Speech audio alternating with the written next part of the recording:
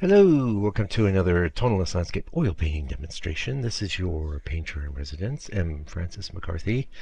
And the painting I'm bringing you today is called Sepia Stream. It's a 6x8 and I painted it a couple weeks ago. We're working on hardboard. It's been prepped with 2 coats of transparent gesso.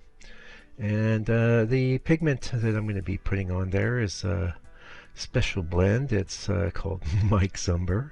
And what that is a little bit of brown ochre, in this case brown ochre from Winsor Newton, and a bit of black and a bit of raw umber. And the reason I do that is just to get a bit of extra opacity in that drawing stage. The raw umber alone kind of lets me down there, so yeah, that's why I do that. Now, the raw umber is always going to be on my palette because in mixes, I love it just the way it is. I wouldn't change it. But for some uses, I need that. I need a little more opacity. So that's what's up with that. Now, the scene we're painting is it's based on an old photo. I'm thinking around 1900, maybe even older, and a lovely little photo of a little stream with a little path running alongside of it, and very nice picture. And I really I felt pretty confident going in that I was going to have a nice painting, and so often it's really the reference that will determine that. It is possible to take a mediocre reference and make a good painting, but usually the odds are very much against it. Yeah. By the way, if you would love to see what that reference image looks like, just tip on over to the members area. It's what you're going to get there is a bit of exposure to the reference images, color mixing.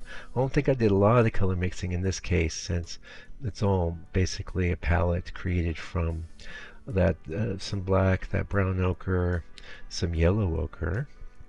We'll talk about that a little bit more in a minute. And raw umber, and that's really it. I didn't. The reason for that is because I want to do the sepia thing, but I don't want to go off into the red areas, even though there's quite a lot of red in that board. Also, even though I used yellow ochre, I don't want to go into extreme yellows. So where I use the yellow ochre, it's just to bring in opacity and counteract things. So I'm kind of working in this sort of limited range that is where I want to be. There are times when I do sepia studies, I'll go straight into the yellows, or I'll go diving into the reds, or in some cases I'll use this lovely tube of color that a friend of the channel sent me a few years back called green umber, which is really wonderful, and that gives you, so there's a lot to say with umbers and sepias.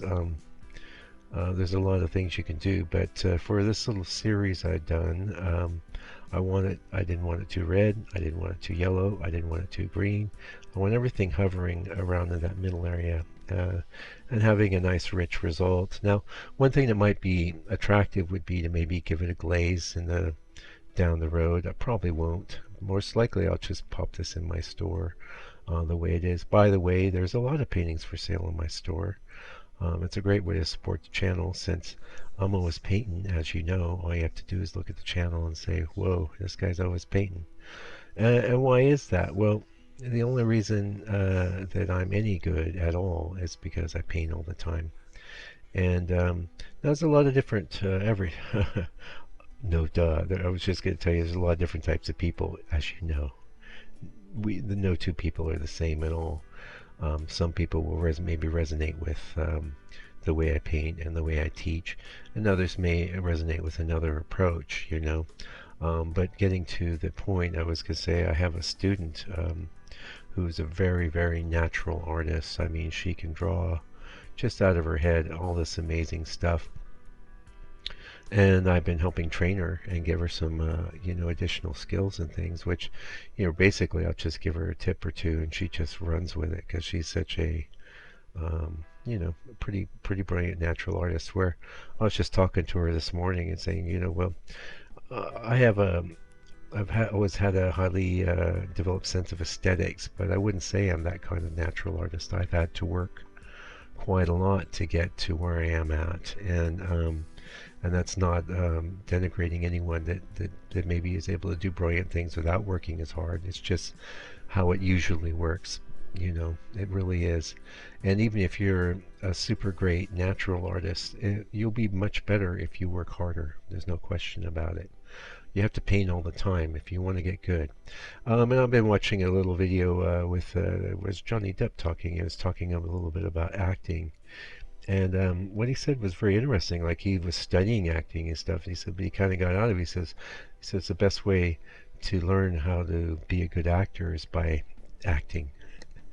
And I'm sharing this with you now. That's definitely the way to become a good painter is by painting. You can watch a lot of videos, read a lot of books, but you need to paint. So when you're done with this video, go get yourself a little board and set some limited parameters. So a lot of times I've seen people have given some painting instruction to, they get immobilized because they feel like they need to do something great. You don't need to do anything great. Just need to do a painting. And if it's really bad, just paint over the top of it again. Just keep reusing the board until you do a good painting on top of that board. Because all of the bad paintings are going to add up to good paintings. Okay, that's how it works. So there's never a wasted. Anytime you're putting brush to the board, it's a good thing, even if maybe things didn't go as well as you thought. And the other thing is, like, if you don't have these big parameters, like I had limited time, although it looks like you'll see in the members area, this video took about over 2 hours to do, and there's a bit of stuff to work out in this scene. Is the reason why it's not a super simple scene. It's not hyper complex either, and I have to say I really enjoyed doing the whole painting. So what you see me doing now is like kind of put in the sky, and I did a bit of the water. I'll always do that first, and now I'm kind of getting this darkest colors in there. That's a bit of black. Like most of this Sepia series that I've been doing, I'll hold off a little on going to 100% black. It's a mixture of black and raw umber. So it looks very dark, but it's not as dark as it could be. And that again is kind of a nod to the reference photo, which you would see it a lot of times in the old sepia photos. The darks aren't black, they're brown. And there aren't super bright highlights generally either. Everything's hanging out in the middle tone. And that middle tone is a great place to hang out, especially if you're into doing tonalism. See how that's the word tonalism's got the word tone in it. It's all about tone. It's all about working with that middle value and moving around in it and avoiding the extremes. Now, a lot of times I don't hesitate to go straight 100% black. It really depends on the scene, but in this sort of scene, I think it was a good call. Yeah.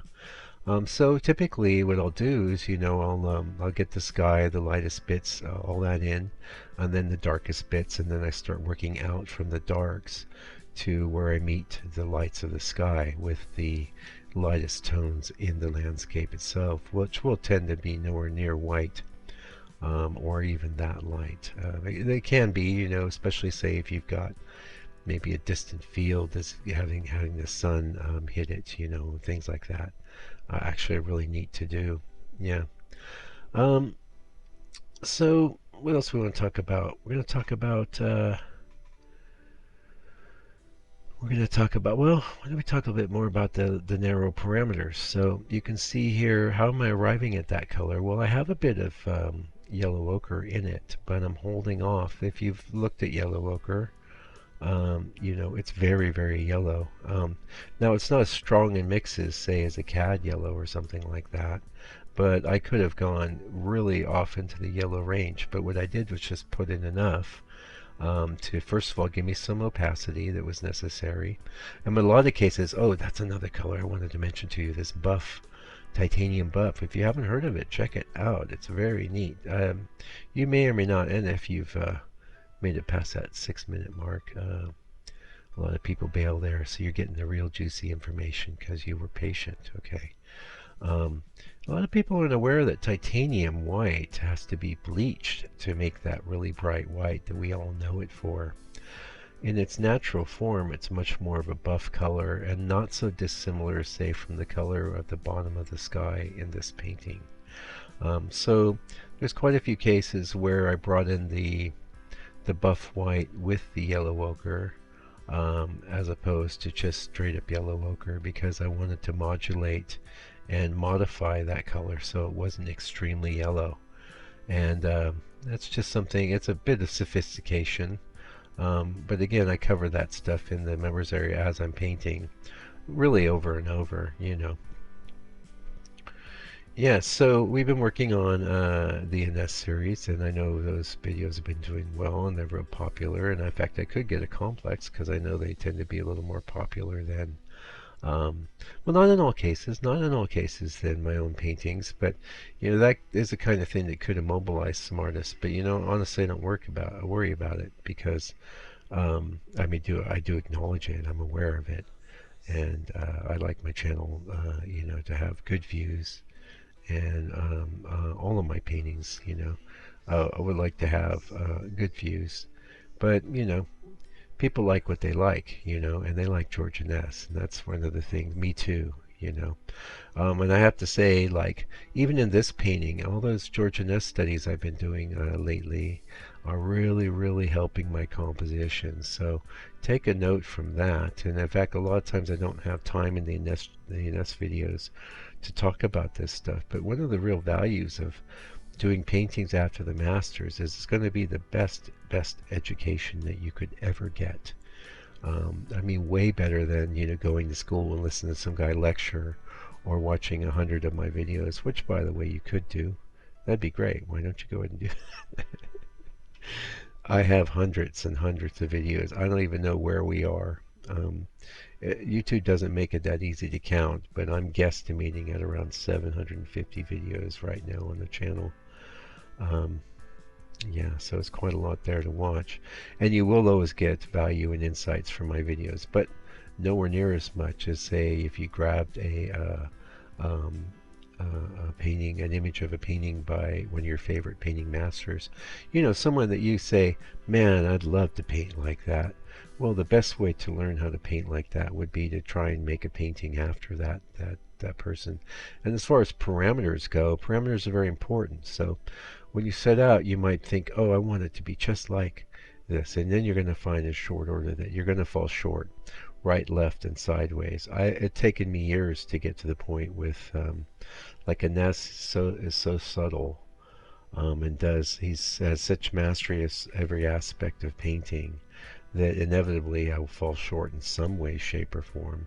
But that doesn't bother me, and it's not the point. The point is not for me to make an exact copy. The point is for me to make a painting based on his painting and to do a good job, to do something that looks good. And you know, there's always going to be compromises, and that's okay. Don't worry about that, because if you have that kind of attitude, then you'll have an attitude of success. You know. Whereas if you have an attitude like, I need this to be exact, you know, first of all, it's going to get real boring after a little while. And if you're bored while you're painting, then you will just not paint very much. You need to keep it exciting and interesting. By the way, this last segment of the video here, I do slow down the speed. This is 5 times. The rest of the video has been around 10 times, yeah. And I think it's just nice to see it go a little slower, especially when we're finishing things up. I think I have a good blend of different contrasts and stuff here. In some cases, I increase the contrast over the initial reference, but it's the same thing with references. Doing a study after a master, even more so. Don't worry about the changes that you feel you need to make from the reference, or changes that are organically happening. Just go with it, you know, and enjoy it and make something good. No one's ever going to see your reference image. No one cares about it. I guarantee you the only people that would care about it would be other painters. And, you know, there's not that many of us. There's certainly a lot more people out there that like looking at paintings than like making them, you know, because let's face it, painting is hard. but rewarding. Anyway, I can see we're getting close to the end here. Thank you so much for joining me today, and until I come back with another video, and well, the next one will be at George Ness. I've got a very interesting one I'm going after this week, so stay tuned for that. And I have a really nice one that I'm working on of my own too that's going to be super, super cool. You're really going to love it. Anyway, until I show up with another video, do me a favor, do me a solid. Take good care of yourself, your family, all your loved ones. Be patient. Try and be patient with people that have views that differ from your own. And while you're doing all that, take good care of yourself and stay out of trouble.